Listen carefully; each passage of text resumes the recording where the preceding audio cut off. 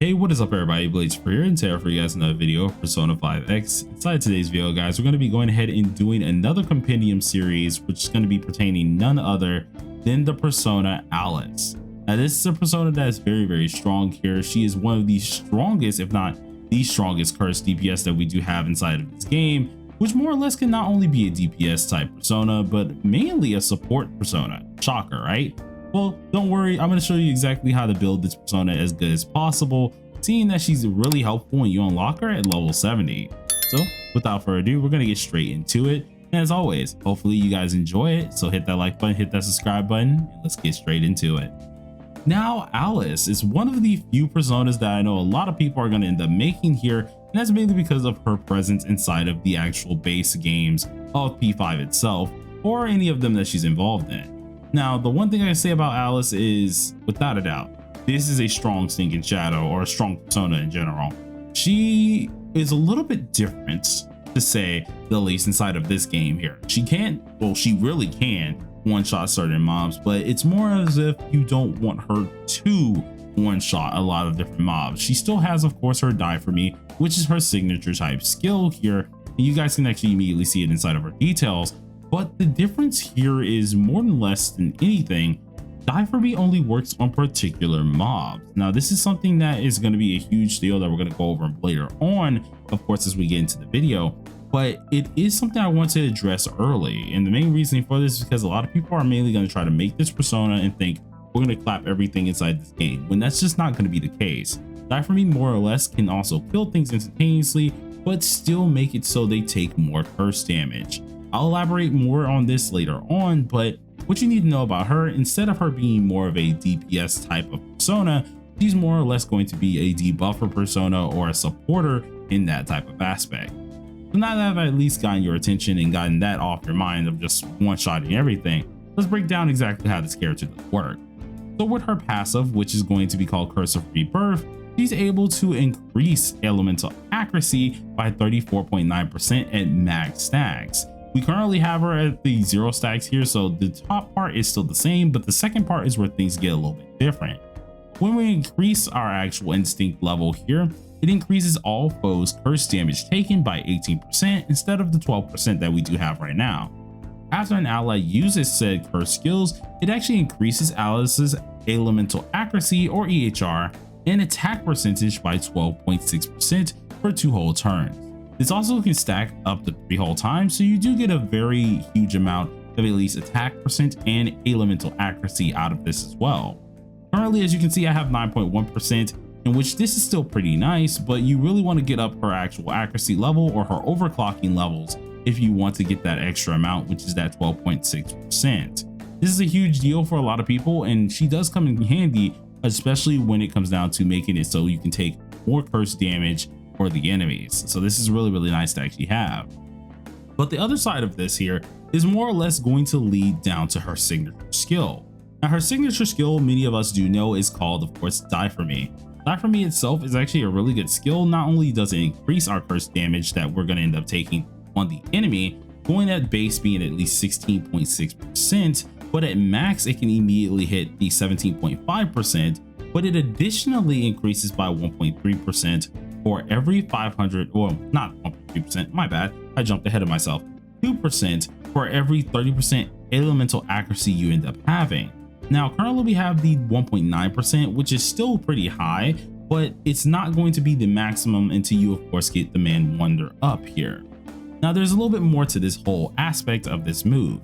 As many of us do love here, if the foe is below 50%, it has a high chance of actually increasing, or at least a high chance of insta-killing the enemy. Now this is a huge deal, especially if you're dealing with any type of different little small mobs here, but there is a catch to it. Although it does kill anything that is a small mob, it cannot kill anything like most mini bosses or even bosses themselves. So if you do get the boss to 50% health, don't try to utilize this, because only the first part of the skill will actually proc, meaning you're only getting the increased foe's damage to curse damage taken, while the insta kill is just going to be kind of wasted. Now you can very well expand this, and it's not really going to change the aspect of anything, but for those actual smaller mobs, it will be very deadly to those. Only catch here is inside of Velvet Trials, you don't get any real points for insta-killing them, so it can bite you in the butt, especially if you're just trying to insta-kill the mobs and keep moving on. You won't end up getting that 3 stars, so keep that in mind. Now the next thing, at least part of her aspect, is going to go into the highlight. The highlight itself is also pretty darn nice, seeing that either way you're going to be dealing some nice curse damage, but once again, she is a debuff persona. So at this point in time, not only is she dealing 77.4% curse damage to the enemy, which goes to a max of 90%, but she mainly increases the damage taken for curse for 16.9% at base, going to a nice amount of 19.6% for 2 whole turns. This is a really good deal for any characters like later in the future, such as Barry, or even characters like, of course, the man Joker himself, if you really want to deal more curse damage. In fact, this is probably his permanent best in slot persona, especially if you're looking to do a ton more curse damage in general. So with this out the way, we already know exactly what the aspects are of the highlights, as well as their extra little notifications of their signature skills. But what are some important skills that you want to invest in for Alice herself? Well, good thing for Alice here is when you level her up to 80, she comes with a ton of different skills that you already want to have. Main ones that you're going to have on your aspects immediately is going to be Demonic Decree, Megion, and then of course a bunch of these different passives. Now some of these passives you very well can use, such as like Attack Master, which is pretty darn nice. You can also go ahead and use some of these, especially like Resistance Boost, which is one I kind of do recommend for a lot of you guys. But the main 2 that you really want to look at and actually take important use of is going to be Apt Pupil and Agility Master. Agility Master is going to give you speed 15 but decrease your defense by 12%, which will elaborate further on how to actually make up for this defense. And then Apt Pupil itself is going to increase your critical rate. Now, technicality wise, depending on what you are doing, you won't technically need Apt Pupil, seeing that more or less you're not dealing much damage with this character. He is a debuffer after all, so you're going to try to focus more on her debuffing side rather than dealing damage. But having critical rate is still helpful for Wonder, seeing it does go into his base stats and he can share those around. So I do advise you guys to try and keep these 2 skills on her immediately. Now for our 2 active skills, before we get back to our passive skills, the 2 active skills that you immediately want to go ahead and look for are going to be ones that you can go ahead and inherit. One of them is going to be fairly easy to learn, and it's going to be Terrakaja.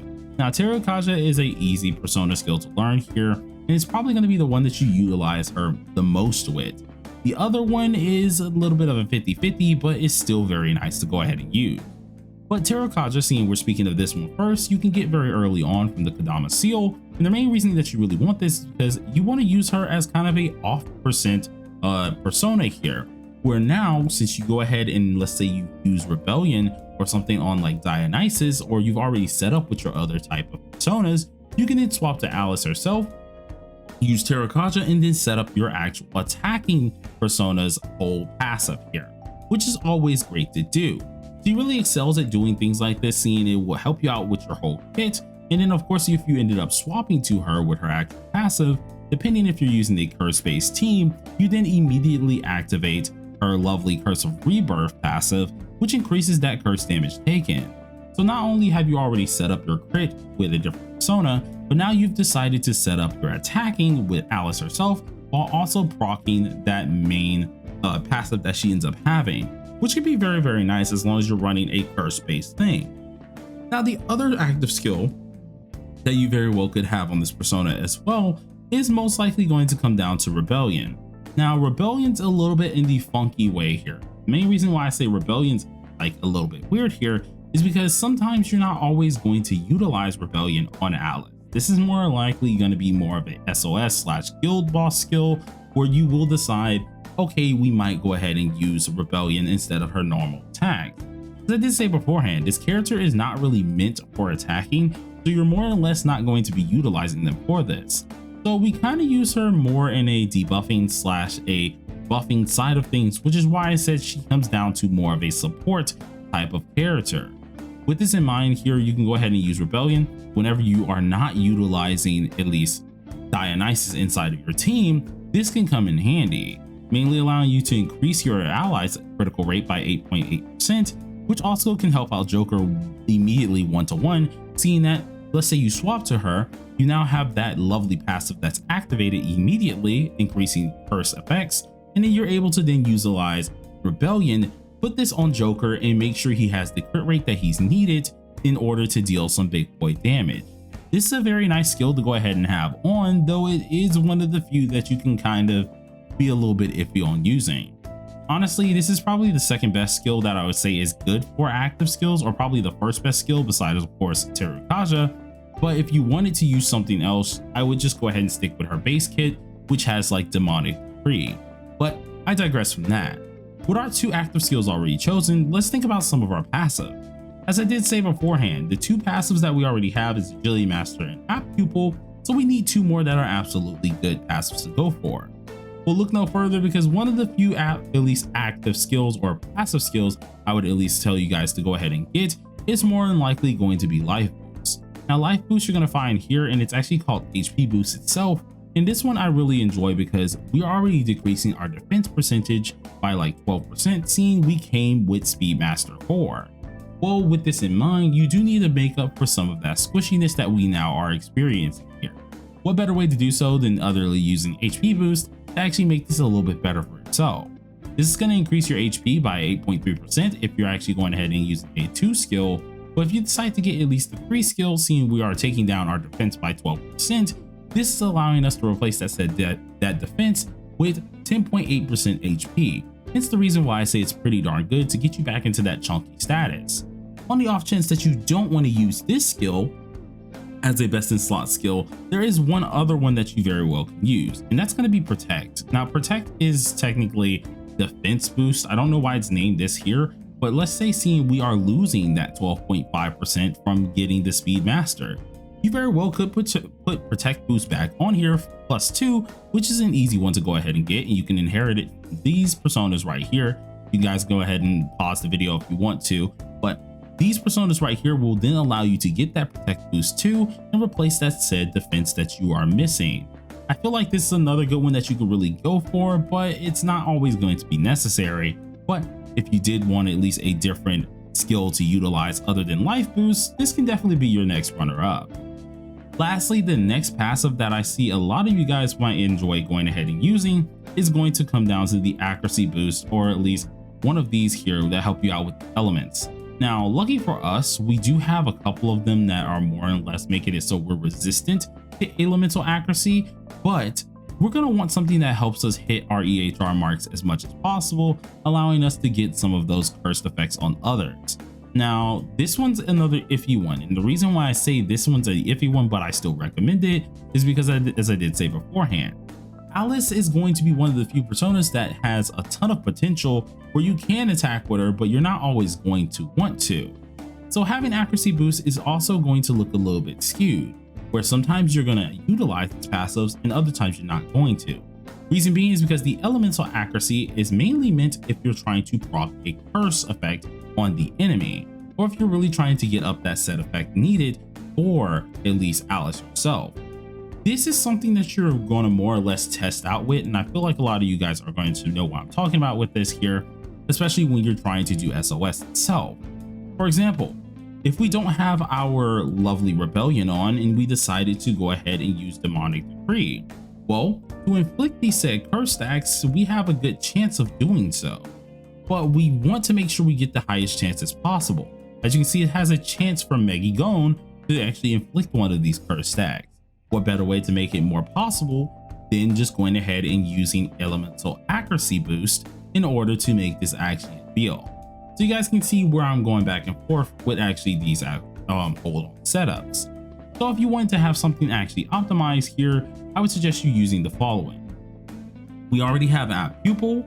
We're going to go ahead and get our Speedmaster from leveling her up. The next one in line could very well be Life Boost or Protect Boost, being the defense booster. And then the last optional one that you can go ahead and use is EHR Boost or Elemental Accuracy. These are going to be very, very helpful for the character being Alice, and you can pretty much just make whatever you want. Now for the video purposes, of course, I'm just going to put these on here currently to show you guys something that's actually kind of optimal for this character to utilize. I think one of them, I'm just going to go ahead and try to learn Terukaja for you guys, so it'll be even easier to showcase this on an actual well, on the screen itself. So let's go ahead and exchange some of these out, and I can see if I can learn at least the Kodama seal or Terrakaja itself with some of our help here. So I want to say let's trade in some repression medals, which luckily we have a few of these, and we should be able to get a Terrakaja in here fairly easy just like that. So all right, let's go ahead and get this replaced in, and let's go try it out. So as usual, we're going to do the actual rotation of how this is going to work out for this. I'm going to try and do a little bit of a team that makes some sense here. So let's use our curse team for this actual example. This curse team, if you wanted to go ahead and copy it, you very well can here, where I'm utilizing Joker, Ren, and then of course our lovely man Leon here.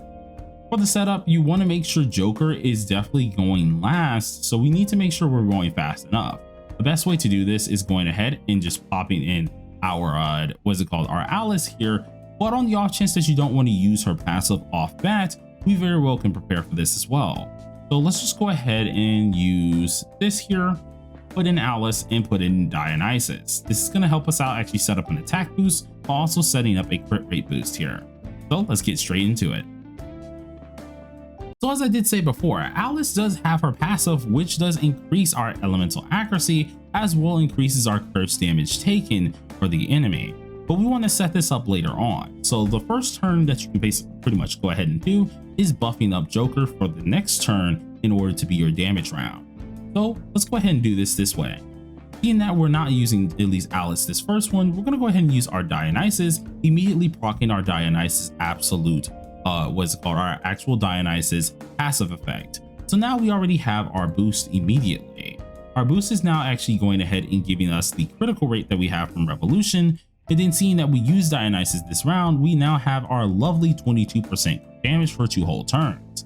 With already the attack buff that's on here from our Leon, as well as some other buffs that we're getting from our characters, we're already set up for at least the first round. So we don't have to worry about that. But we're going to go ahead and use our first skill. With our first skill immediately, we're doing pretty darn decent, but we want to make sure we're doing a little bit more damage for our next round here.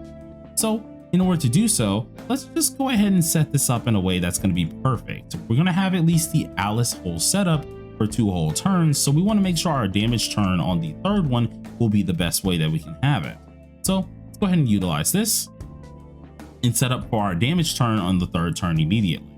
This turn immediately, what we can go ahead and do is just use Ultima Booster, making sure our attack is up, and we should still have our next boost later on. At this point in time, I would at least suggest you guys to go ahead and set up your either Terrakaja or Die For Me. Either one is perfectly fine, but seeing that they already are a little bit below 50%, we want to make sure they don't die instantaneously. So let's go ahead and use Die For Me first. This immediately makes it so they have crit damage taken up here, allowing us to deal some decent damage. So let's go ahead and use this here, get them a little bit lower, and as you can see, we get our actual damage round. Now, this would technically vary on the situation at hand. In the off chance that, of course, they weren't this low, you wouldn't have gotten at least your whole aspect of the extra turn at this point. We would get our extra turn on the next turn over. But seeing that they're this low, we ended up getting our stacks a little bit earlier than normal, so we can do whatever we really want. Since we're on the extra turn, let's go ahead and use our highlight, which luckily we have our bonus from Dionysus being the crit damage bonus. We have the bonus from our Alice, seeing that we swapped to her as well, increasing our crit damage or increasing our curse damage immediately. And then since we already statted on up, we can just go ahead and do whatever we want and hit with this, dealing some amazing damage. Technicality wise, it was supposed to be a 3-turn buffer, but seeing that things went a little bit too quick and we ended up killing too fast, it ended up being a 2-turn, which is where Alice kind of does her job pretty nicely. On the off chance that you do end up proccing this a little bit early, it's not going to hurt you too much, because on the off chance that we end up doing this, Dionysus goes first, procs their passives, gets you the crit rate that you need. You swap to Alice, go ahead and increase their damage for at least a good 2 turns while you still have your 2 turns of lovely buff from her Curse of Rebirth. And then on the 3rd turn, you would go ahead and use Terrakaja with Alice once again, allowing you to do whatever you really wanted to. Though it can get a little tricky, because remember, Dionysus' buff goes off after 2 whole turns. So it kind of forces you to do either 2 things. Use Terrakaja with Dionysus, or go ahead and stick with Alice, but you don't get your actual crit damage buff back with Dionysus. So you do have 2 options when you do think of it, so keep that in mind.